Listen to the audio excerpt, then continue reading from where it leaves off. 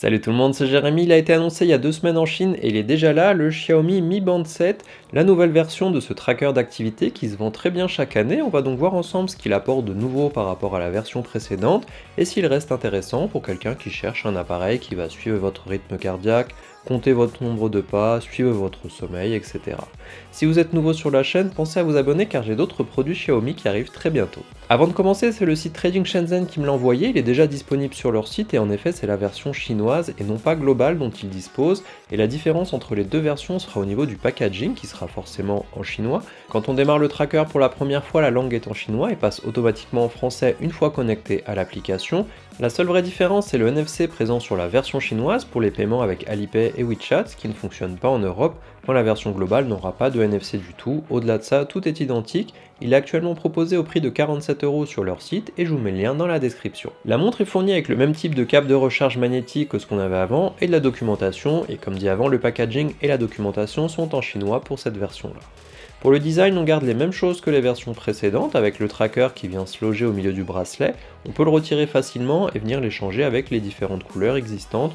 On devrait pas tarder à avoir pas mal de choix disponibles sur les sites d'import, ce qui est toujours positif si on veut l'adapter à sa tenue du jour ou à son humeur.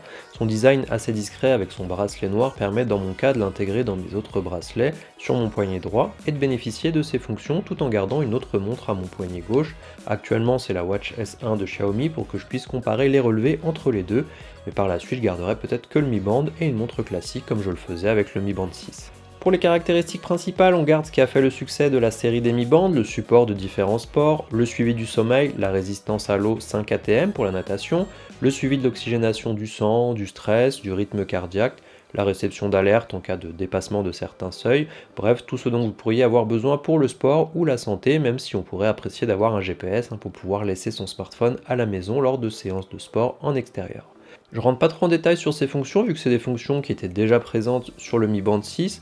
Pour le changement le plus important, c'est l'écran AMOLED qui passe de 1,56 pouces à 1,62 pouces. Alors j'ai plus le Mi Band 6 pour vous montrer la différence, mais c'est toujours un plus d'avoir une taille un petit peu plus grande et plus large pour lire plus facilement les informations, mais le bracelet reste discret, comme je vous le disais avant, et léger avec ses 13,5 g. L'écran a une définition de 326 ppi, une résolution de 490 sur 192 pixels et les animations ont été améliorées ainsi que la luminosité.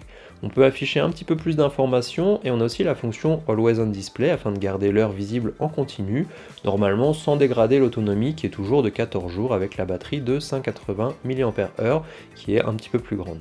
Dans mon cas, c'est pas vraiment une fonction que je vais utiliser, l'écran qui s'allume quand on lève le poignet me suffit largement et comme ça je suis sûr de garder l'autonomie au maximum. Pour le suivi, on a aussi la possibilité d'avoir l'oxygénation du sang qui est suivie toute la journée et on passe de 30 sports suivis sur le Mi Band 6 à 120 sur le 7. Ça devrait couvrir la plupart des usages et le suivi du sport est plus poussé au niveau des points analysés et on va avoir tout ça visible dans l'application Mi Fitness qui était anciennement Mi Wear. Ici, on a accès à toutes les infos pour le sommeil, le nombre de pas, le nombre de calories brûlées, tout ce qu'on retrouve habituellement, mais pour le Mi Band plus précisément, on pourra changer son cadran avec les modèles disponibles en ligne et qui devraient continuer à augmenter. On peut choisir les notifications voulues, paramétrer les options de suivi pour la santé, c'est là aussi qu'on peut activer l'Always on Display, bref, on a à peu près la même chose que ce qu'on avait sur les bracelets précédents. Comme dit avant, j'ai gardé ma Watch S1 en plus du Mi Band pour comparer les résultats. Sur le nombre de pas, ça reste assez proche entre les deux. Sur la durée totale du sommeil aussi, par contre sur les cycles, on n'a pas vraiment la même chose entre les deux. Alors lequel est le plus précis, malheureusement je ne sais pas, et c'est pas forcément des références sur ces segments santé ou sport. Donc ça donne des indications pour suivre son activité ou sa santé de façon générale, mais je pense qu'il y a d'autres marques qui seront plus spécialisées comme Garmin pour le sport ou Withings pour la santé. Ils sont aussi plus chers forcément, mais si vous voulez être certain des résultats, ça peut valoir le coup. Moi dans mon cas ça me suffit largement, j'essaye pas forcément de suivre ces indications, je veux juste un bracelet qui vibre pour mes notifications et qui me réveille le matin, et pour ça ça fait parfaitement l'affaire. Pour terminer, on garde ce qui fait la force de la série des Mi Band, un modèle abordable avec tout ce dont on a besoin dans l'usage quotidien.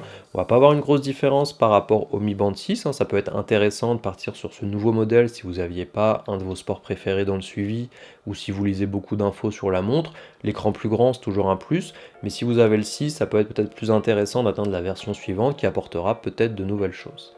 Voilà, j'espère que cette vidéo vous a plu, dites-moi ce que vous pensez de ce nouveau bracelet en commentaire et on se voit très bientôt.